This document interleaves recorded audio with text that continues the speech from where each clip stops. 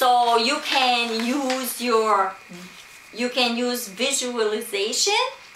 What I was doing is every time I would get radiation, I would put visually a shield to block, because the lungs is behind the breast and you also have your liver at the lowest part. So I would mentally put a shield between the breast and the other organs in my body. Now make sure you get these plans. Make sure you get the information what kind of cancer you have. Make sure you know about it, everything. Every person, you wouldn't believe this, every person that I saw at the center when I took my radiation, I would ask them, what's your dosage of the day? Nobody would even know what it was. How many, they would know how many treatment they will get. They will know if it's 15, they will know if it's 25, but what's the dosage? How many centigrade are you receiving altogether? No one that I spoke to knew that. And I think it's very important, if you want to take part of your healing, you have to know all about your cancer.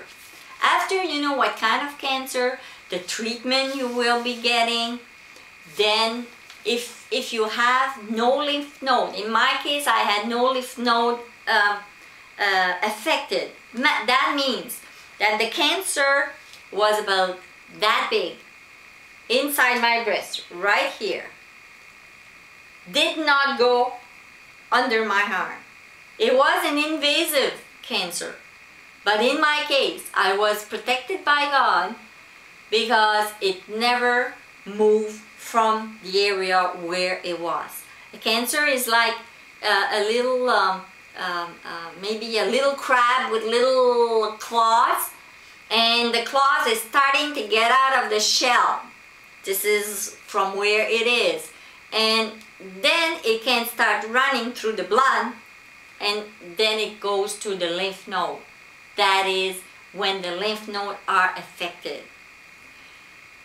I've seen some patient where they had, the oncologist had given them some chemotherapy.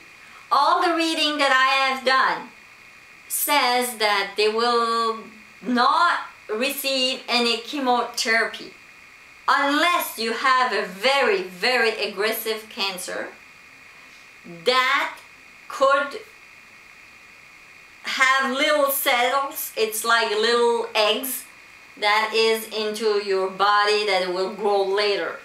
They might decide to have, but I've seen people there, a lady, a friend of mine, that we have worked together. I was very surprised to see her there, but she had cancer, the same type as I, the same size, but they have given her chemotherapy.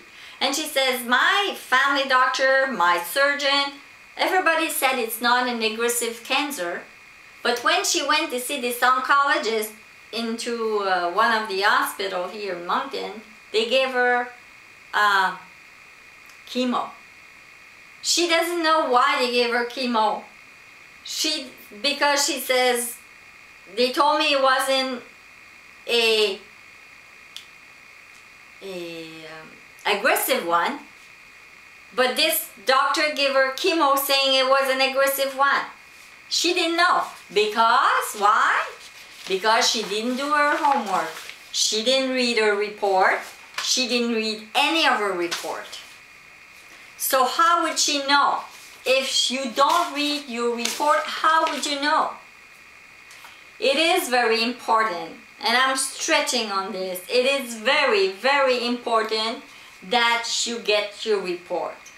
The other very important thing, as Oprah and Dr. Hector Tolle had said last year, is to accept the facts as the facts. There is nothing you can change about the facts. This is a choice you have made without knowing you made it. This is a choice that I made without knowing that I made that choice to get this cancer. But I know now that the choices that I made when I took Primaline was a really bad choice. If I would have done my homework, probably today I wouldn't have that cancer. But I had it. Now I gotta get rid of it, and I gotta get well. How am I going to do that? To get my radiation, because apparently you get so tired. And I says, I am not going to be tired. And I am going to eat well. I'm gonna find out. So I started to do some research. First, after I got my diagnosis and I had my lumpectomy, and I was now going for a lymph node, you can also look to see how the lymph nodes are done. You can go on the internet and search for sentinel lymph node, and you will see the operation, and ask for a video, because I know it is in French. I've seen a video in French with le ganglion sentinelle in French, and you will see all the operations. It's very interesting, and it's not very complicated. What they do is send you some needles here in the breast, where in my case it was here because the operation was done on the side of my breast. So they send me 3 needles or 5, I can't remember, but needles, and it's nuclear stuff. So when you go to the operation room, the doctor is using a specific machine, and that machine, because you have to massage your breast, it will send the lymph node under here on your under your arm.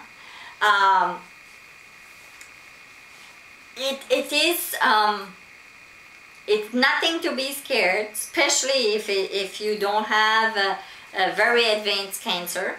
Even if you have an advanced cancer, you will see that you can, but it's up to you to do it. You can beat it. You can come out of it clean. I read Living with Breast Cancer. That's a book that was written by a nurse who have had breast cancer 17 years ago. So she is talking about what needs to be done, all the process that you will go through, and it depends of what type of cancer. She even spoke about the type of cancer. I could find in here if I was estrogen receptors, what are the processes, and so on and so forth. So I would recommend that if you find out, even if you don't have breast cancer, I think it's important to read this, because the people around you who have a cancer, they really need you for your support. Some people are weaker than others, and they need a lot more support than some others also. So start with reading about your breast cancer with a book like this, and then you need to know what to eat. The other part that's important before you start eating, you have to find out what are the emotions, because it is proven now that cancer is